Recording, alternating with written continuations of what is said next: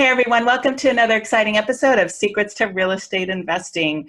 We have with us today a gentleman from Austin, Texas, who has some really great advice for us about working on your business, not just in your business, and how to really take leverage to a whole new level. I'm really excited for him to share some of his knowledge and wisdom today. So with that, welcome to the show, Dan Schwartz. Thank you for having me, Hard Hat Holly. Well, I'm so glad you could come and share some of your long, hard-earned wisdom that many of us that have been around a while have earned and learned, and you're going to share it with our listeners today. So why don't you give our listeners a little bit of background about where you came from and how you got into this world of real estate investing? Sure.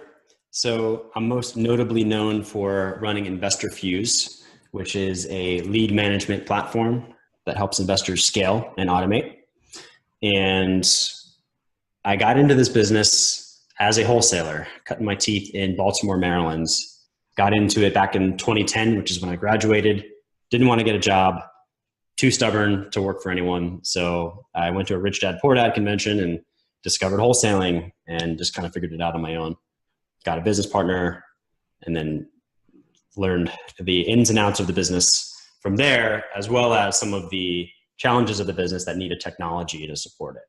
And that's kind of the short story.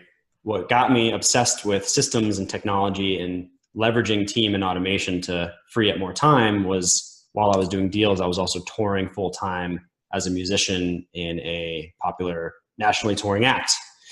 And that caused me to become obsessed with systems. Like, how do I scale a business when I'm never home, always on the road? And I kind of leaned into systems and creating a business that I can work on and then have my team work in and still create revenue. And that is what I teach and help investors do now. I love it.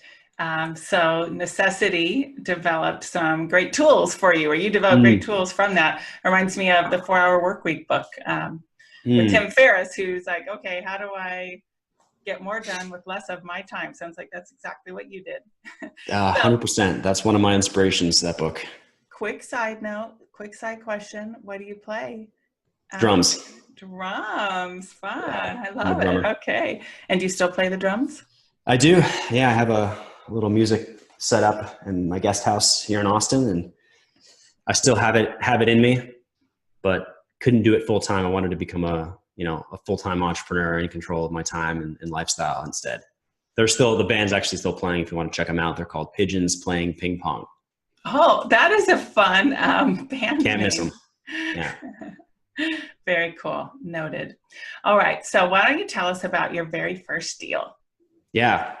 So the first deal, it was pretty funny. So first deal was in Baltimore, Maryland, and the only piece of advice we were working on, I was working with a friend that I saw one of his YouTube videos that he'd done a deal before. So I kind of called him up. He was similar in age to me and no one else was doing this. So we met up and said, okay, how do we scale this? So we met up and then a couple of days later in his basement, we decided that, well, how do you get a deal? Well, you have to send out offers, right? That's the first step, is you need to send offers. So what we did is we faxed letters of intent. We used his mom's fax machine, and we faxed letters of intent to like 100 deals on the MLS. And we looked for like the fixer-upper deals, and we just faxed these letter of intent with like lowball offers. And lo and behold, one of the buyer's agent or one of the seller's agents was desperate enough to consider that offer, and we put it together. And I think we got it under contract for, let's say 40,000. But the thing is, we didn't have any buyers. So, you got to get the deal first anyway. So you were doing it in the right order. And we were so naive that we took the contract to the title's office. Like, we drove over to the title company and gave them the contract. And they were just like, do you have an assignment? We were just like, oh yeah, no, I guess we have to get that now. So like, we were just complete newbies, but we took action and we just made offers, right? I love it. And to find the buyer, we called up some Craigslist postings because we knew that the wholesalers advertising on Craigslist probably had a buyer's list. and we ended up meeting who is now a really good friend of both of us still to this day, Terry Royce out of Baltimore. And he helped us sell that first deal. And, we made $3,500, but it was, it gave us the belief that this could be done. And we were, 22 years old at the time using a fax machine. So if we could do it, you can do it. I love it. And some people might be young enough. They're like, what's a fax machine? Yeah. So yeah, they're not commonly used anymore, except in, I think, doctor's offices and maybe lawyers use them because they're like the last secure way you can send things, unlike Mm-hmm. get hacked. So it actually might be a benefit that no one's using it anymore, because every brokerage office still has a fax machine. That's true. Or people have e-faxes. There is a fax number for almost every brokerage out there. Yeah. So if you fax them something and it prints out, they're not going to look at it. Right. They got to look at it. They have to look at it. Like, what's this? Dan's sending us an LOI. What does he want to buy? Yeah. I love it. Okay. So that was your first deal and it went well. And it gave you that belief and confidence that, yes, this is possible. Yes, you can make money. That's awesome. So maybe you can give us like a little bit of story of like where you went from there. Yeah. So that was an REO deal. This is 2011. This is when REOs were a big hot ticket. Yeah. So, or 2010, late 2010, early 2011. And we kind of took that and just kept unraveling that and ended up just going all in on REOs, actually. Can't really do that these days, but essentially back then you could just write a bunch of offers on the MLS, and we found some buyer's agents that had the ability to write offers at scale. So we would just make a list of all the deals we liked. We'd give him a number, we email it over, and then he would just make the offers and it would just come back accepted. And then we would flip it. And it was just kind of that easy. It's not that way anymore. Once that dried up, we used our profits and learned how to do direct to seller marketing, which is still to this day a necessary skill.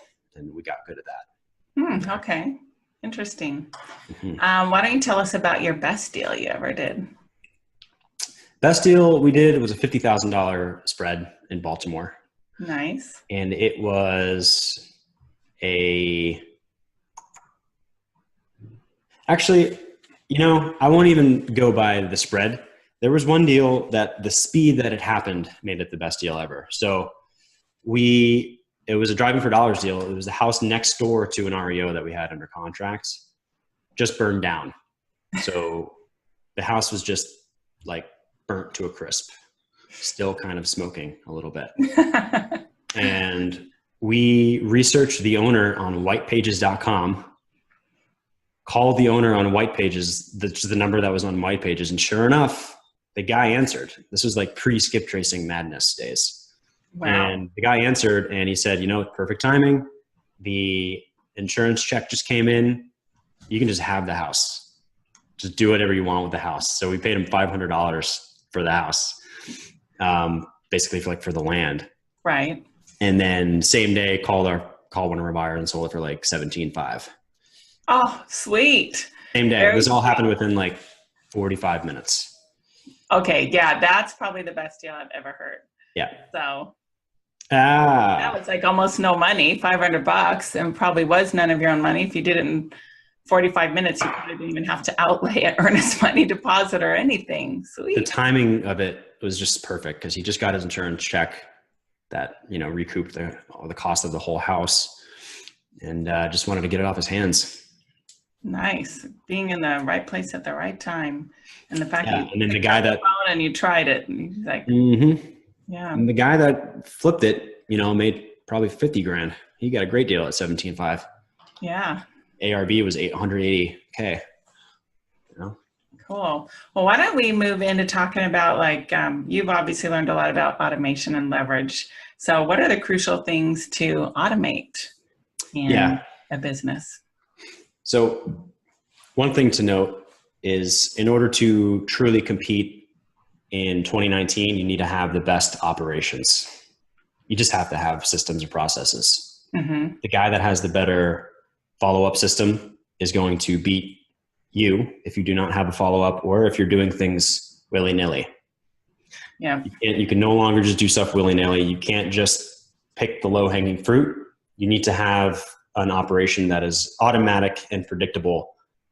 Otherwise, you're not going to make it through this shift that's happening. Yeah. So we go all in on follow-up. And this is something that I'm sure comes up a lot on your podcast, but the thing about follow-up is you can talk about it all day, but until you make money from follow-up, you're not going to truly understand the value of it. Mm-hmm. So I'm going to tell you this, and if you don't put this into practice and actually realize how much money you can make from this, it's not going to mean anything. So kind of try to imagine what it would be like to have these two things in place. So the two automations that I think literally bring you the majority of your revenue are going to be text notification when a new lead comes in. That's the first one. And the reason why is because there is hard stats that if you call your lead back within 5 minutes, your chance of closing that deal goes up 90%. Wow. And that stat is a little dated. It's probably less than that now, since people have such short attention spans. Right. So the ability to call your sellers back within 5 minutes and having that automatic notification coming to your phone, or whoever is responsible for making that first point of contact, will make you, it'll increase your chance of doing the deal 90%. So got to have that in place. Make sure your system, whatever you're using, if you're using InvestorFuse, whatever tool you're using, has that in place. The second thing is automated follow-up sequences. So we're talking about, what do you do for cold leads that didn't say no, they didn't say yes, and they didn't tell you to screw off? These are people that own a house. Maybe they're on a distressed list. So there's some kind of distress, but they're just not quite ready to sell yet. And this is going to be the majority of people you talk to, right? Not everybody needs to sell the house the moment that they're talking to you on the phone. So you need to have some sort of automation in place to keep them nurtured, to keep them engaged, and to get them to contact you as often as possible and build that relationship. So you need to have an automated follow-up sequence in place, and it needs to, in 2019, it needs to include email, it needs to include text message, it needs to include voicemail, it needs to be a reminder to call the person physically and leave a message. All of these things need to be in place. Otherwise, the person's gonna respond to the other guy that has all this stuff going. So you need a multi-touch autoresponder to truly make money from those cold leads. Can you make money by just doing the low-hanging fruit hot leads? Of course. But if you want to make 90% more money, you need to have this automation in place, because what happens is these sellers will contact you back. If it looks like a personal message, if it looks like it's you, and you're a professional and you have answers and you have solutions, and you ask them like, hey, if we made you an offer today, all cash, would you take this if we close in 7 days? Call us right now. We can work something out. If not, maybe we can do something else. We can offer terms. We can do subject to, whatever. Just get them to contact you. If you do that, you will make money from follow-up, and all you needed to do is just click on one button to put them into this sequence. So make sure you're using an automation tool or a CRM like an InvestorFuse that has that sequence built in. And that's actually the ignition template that you are graciously going to give your listeners. Well, why don't we just talk about that right now, since you brought it up? So yeah, listeners, our free download for this week, courtesy of Dan, is going to be the seller ignition template. I'm going to have him talk about that a little bit, but why don't you talk about it first, and then I'll tell him where to get it. So go ahead and tell him what the seller ignition template is. So it's a year of follow-up messages. What? A whole year? A whole year. Professionally written, copywritten messages that are personalized and sound like you, and include links to PDF documents, credibility kit, how to work with investors. It's everything you need to do what I just told you to automatically nurture cold leads. You just need to put them into whatever system you're using, but you can just copy and swipe all those messages. I include text messages and emails it's like 381 days worth of messages. So I'm just going to give that to you. That's amazing. Because, yeah, a lot of people are like, I don't know what to say. Do I keep saying the same thing over and over? Yeah, So you've taken that guesswork out. And I imagine your messages are tried and true and are working exactly. and bringing things in. Yep. Yep. We've used it and tried it across hundreds of different companies. Yeah. So listeners, in order to get that, you're going to go to hardhatholly.com/121 because we're show number 121. You can also get it by going on your phone, opening your text app and texting me to 38470. That's 38470. You're going to text hard hat with no spaces in between it, hard hat to 38470, and we'll send you back a link to get this download.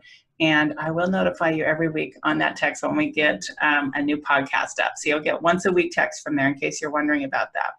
But Dan, let's keep going here and talking in more depth since you're so experienced about all of these great items. Because I'm not a wholesaler and I don't do direct marketing. So I love having you on here. I mean, I just get my deals from wholesalers and from realtors as a fix and flip renovator. I'm not doing the big scale that you are. So I'm glad you're here to talk about all this.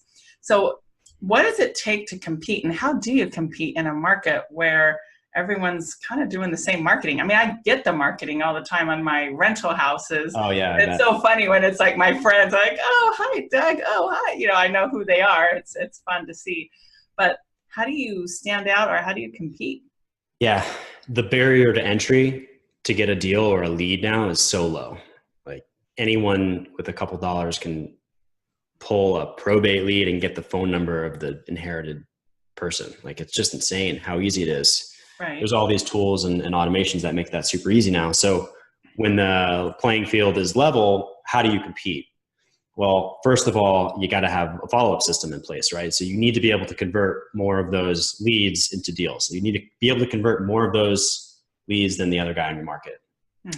So having a process for handling your leads, for converting the lead, for going on the appointment, for being a negotiator, all of the soft skills involved with actually acquisitions and doing a deal it's imperative for you to train your team and become an expert at all of that. Due diligence, what call system do you use, all of the things involved with lead conversion. This is kind of what we coach our members on how to be experts at this stuff. So that's the first thing. But from a marketing perspective, you have to think about, if it's a level playing field, what are the things that people aren't willing to do because it's hard or it's expensive? Let's focus on that and then scale that.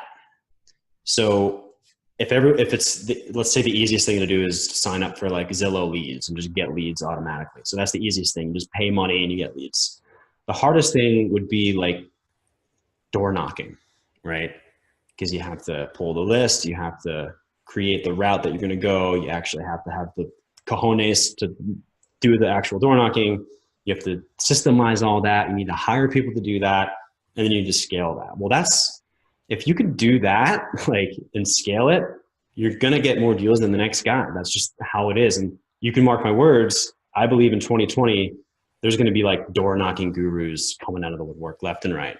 Here's my new door knocking app. Here's the new door knocking masterclass course. There's going to be companies that do it for you. Guarantee it. Because this is what you need to do to compete. You need to do the stuff that's hard and that's expensive. So that's sort of the both ends of the spectrum. So you need to find your sweet spot along that spectrum. So another thing would be driving for dollars and then cold calling the leads that you get. So anything that involves physical work as opposed to just like pulling a list online is going to be inherently harder to perform, and it's going to get you deals that other people aren't accessing. So if you can drive for dollars at scale and hire people to do it for you, come up with a driving for dollars skip trace list, and then cold call the owners of those leads that you found that no one else has found yet or is on any list, hopefully, then you're going to get those deals. And you need to figure out how to systemize that and then scale it bigger than the next guy and before the next guy in your market. That's really all it takes. You just need to think, what is harder and more expensive, and how can I go all in on that? Obviously, you go all in on that, but you also can do the stuff that's tried and true. You can do your direct mail, you can do your Facebook ads, you can do your voicemail drops and all that. But again, you got to realize you're competing in a very red ocean, as it were, a very competitive space. I do have a resource I can share that helps people scale their driving for dollars and actually give people the ability to cold call those leads, if you want me to share that as well. Of course, yes, share away. So we have a separate kind of side app called InvestorFuse. It's a marketing bot where you can type in an address and it just researches the owner and sends them mail. Oh, cool. So you're in front of a house, send mail to 123 Main Street. It does all the address checks to make sure it's a vacant property or absentee owner, and then it sends mail. Well, we also just released something called Target. I actually I don't know if I'm supposed to say this publicly, but if people are interested and want to try Target out, they can send me an email or go through you or something. We can figure that out, probably put it in the show notes. But there's a system called Target where you can type in an address and say cold call 123 Main Street. We have a team that will skip trace that address, call the owner and qualify them up to 3 times. They'll try to make contact, and then they'll send that lead into your system once they make contact. So imagine scaling that up, like hiring a bunch of people to just find vacant looking properties, sending these over to our team. They're going to skip trace, they're going to cold call up to 3 times, and then you won't ever even have to look at it until they made contact and collected the information and vetted the opportunity. That's the type of stuff you need to leverage in order to like crush it. Yeah, very, very good. Yes.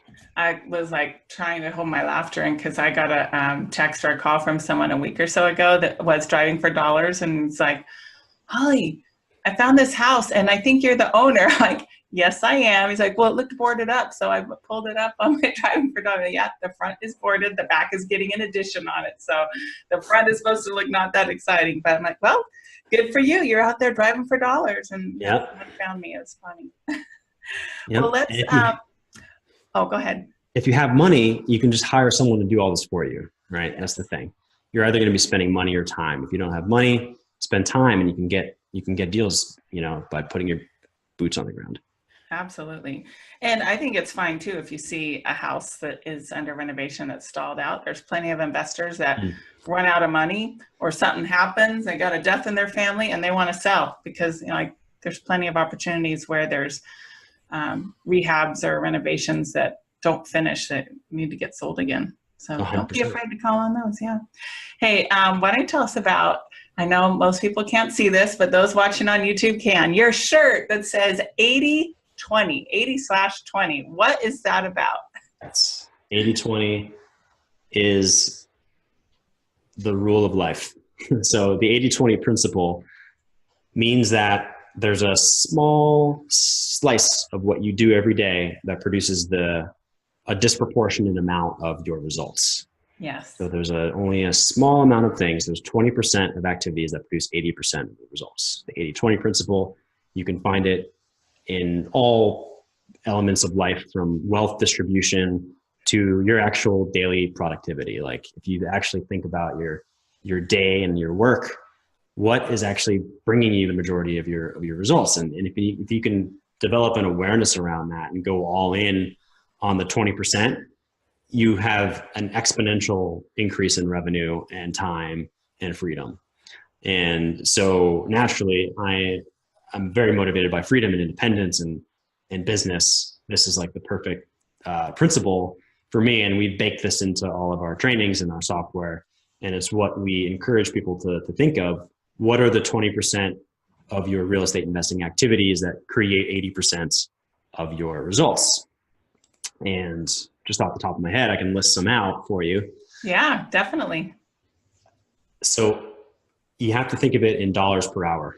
What are the highest dollar per hour activities? And when you make this list, you end up with a list of stuff that is really just working on your business instead of in your business.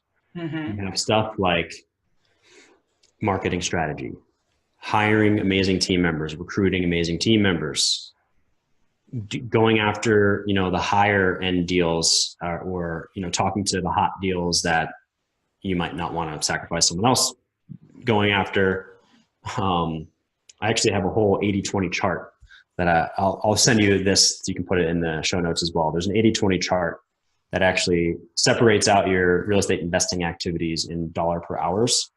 Let me pull it up real quick and I'll read it out. I love that. Yes. Because at the beginning, we all think we have to do everything ourselves till we start to figure out that you can get other people to do some of them.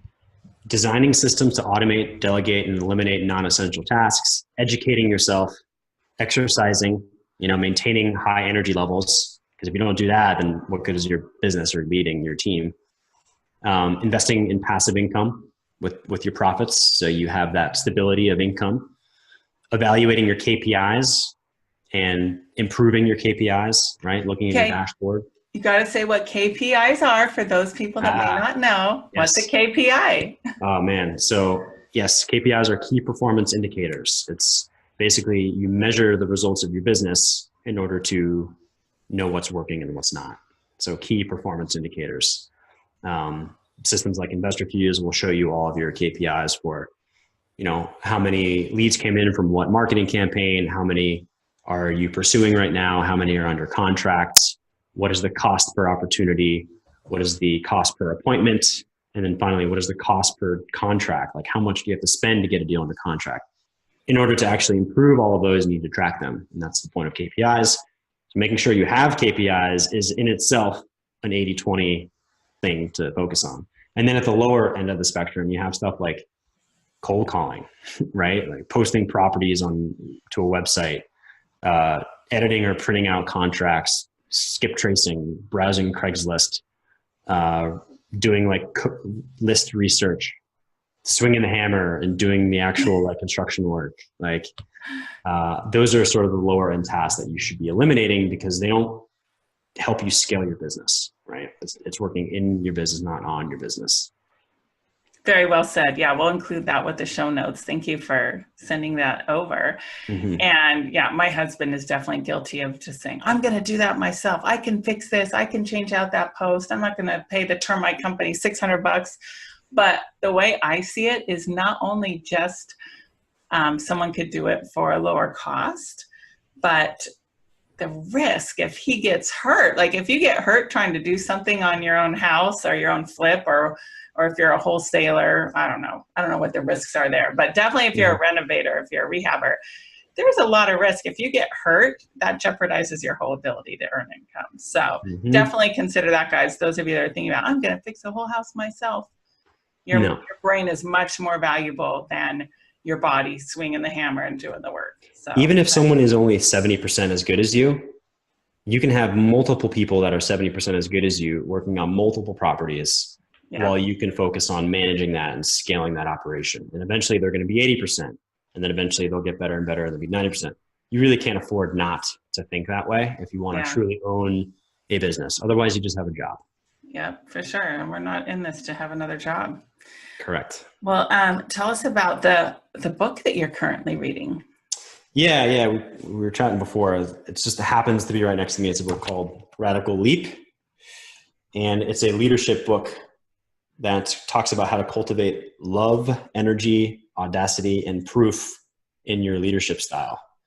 So it's a pretty entertaining book. I'm like 25% of the way through, but it's actually kind of funny. There's some powerful anecdotes in there. And if you are anxious about your leadership abilities or are trying to improve them, I recommend it. Radical Leap by Steve Farber. Steve Farber. That was going to be my next question is who's the author?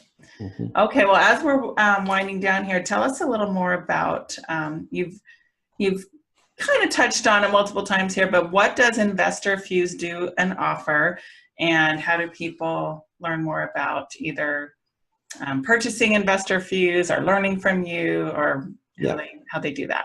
Sure. InvestorFuse is a lead conversion system. It helps you turn your real estate leads into contracts and everything in between. So it doesn't help you generate the lead. It helps you take incoming leads and gives you a process, a step-by-step process to turn them into contracts. And you can do this at scale, and you can plug your team members into it so they have a process to handle their leads too. And we go all in on simplicity. It isn't anything like any other lead system that you've seen before that's kind of complicated, like a Podio type of thing, which is what a lot of people use, which is what our world used to be. And then we just created this new system, which is more like a step-by-step process. It tells you how to execute your acquisitions. And it's what I wish I had when I was wholesaling full-time. And it is amazing. And it helps you automate your follow-up. It helps you pursue your opportunities. It helps you dish out your leads to the right person on your team at the right time. And it just gives you an action-based framework to run your business every day. Works on your phone too. So InvestorFuse.com is where you can learn about that, and you can see our pricing. Right now it's $250 a month, $250 a month. And it's for scaling real estate investors. So if you're just starting out and you're not spending money to generate leads, there's no point in spending money on a lead conversion system, right? So it's built for folks that are scaling up and want a way to plug team in and then have analytics so they can actually measure the results of their team. Awesome. Well, thanks for telling us all about that. InvestorFuse, Fuse.com. Correct. So is that the best way? And then you talked about, can people coach with you and learn from you? What's the opportunity there? Not direct coaching, but I'm more than happy to answer questions. If you want to email us, just send an email to answers@InvestorFuse.com. And either myself or one of my product specialists will help you out. And we can even give you a demo if you're interested in looking at the system, but the website has all that stuff on it too. Awesome. Yeah. So listeners, if you want to build a big wholesaling business, this is definitely the way to go. You've got to do that automation. It's definitely going to be a great return on investment. It's going to save you a ton and help you make more money, which is what if you're a rehabber and you want to do your own lead generation and acquisitions, this works just the same. Perfect there too. Yep. Well said. Anybody that's doing anything at any kind of a scale, this is for you. Anyone who's trying to put deals under contract. Yeah. Well, thank you so much. This has been great. And I just want to remind people that they can get the seller ignition template at hardhatholly.com/121 or text to 38470. 38470, text hard hat with no space between it, and we'll send you back the seller ignition template. So Dan, thank you so much for your time, and listeners, go definitely check out InvestorFuse.com. And what would be your final parting words of advice and encouragement to people that are just checking this out and haven't taken it big yet? Always remember why you got into this in the first place. Every day, if you're feeling like you're struggling, like you're not getting ahead, like you're hitting a ceiling, go back to why you got into this business in the first place. And chances are it's not because you wanted to flip a house. It's not because you wanted to make a bunch of money. That is the surface level stuff, but there's something deeper. And if you can connect to that, it'll help you push through those tough times, because I'm telling you, there is such gold on the other end of struggle, and you just need to persist. Because if you give up, you fail. If you don't give up, you persist, and you will eventually succeed. Well said. Well, with that, thank you so much, Dan Schwartz. You've been awesome. Appreciate your time today. And listeners, get out there, take some action, and make some great things happen. Awesome.